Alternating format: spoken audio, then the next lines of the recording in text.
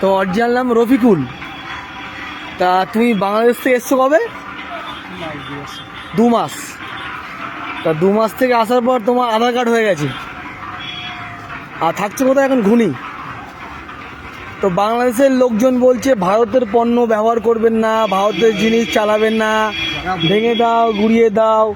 আর তোমরা তাহলে এইভাবে এসছো, আমাদের হিন্দুদের উপর ওরকম অত্যাচার হচ্ছে বাংলাদেশে, আর তোমরা এখানে এসছো দাঁড়াও, এখানে দাঁড়াও। তুমি বলছো তুমি এসছো 2 মাস, তাই তো? তা 2 মাসের মধ্যে তোমার ভোটার কার্ড, আধার কার্ডটা হয়ে গেছে? আধার কার্ড করেছো? কীভাবে করলে আধার কার্ড?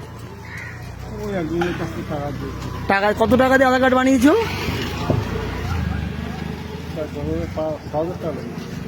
6,000 টাকা দিয়ে। আর এখানে এসছো কতদিন হলো? 2 মাস। তা তোমাদের বাংলাদেশের লোকজন বলছে ইন্ডিয়ার জিনিস ব্যবহার করবো না, ইন্ডিয়াকে ভেঙে দাও, জ্বালিয়ে দাও, পুড়িয়ে দাও। তোমার তো তুমি এসছো কি ভিসা নিয়ে? তোমার ভিসা আছে? পাসপোর্ট আছে? কি ভিসা নিয়ে এসছো?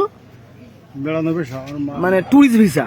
তা ট্যুরিস্ট ভিসা নিয়ে সেখানে কাজকর্ম করছো, 3 মাসের ট্যুরিস্ট ভিসা তো নিয়ে সেখানে কাজকর্ম করছো, আধার কার্ডটা করলে কি করে? তুমি তো এই দেশের লোকই নও, তার আধার কার্ড করলে কেন? কোনো রকম কোনো সমস্যা হয় তাই।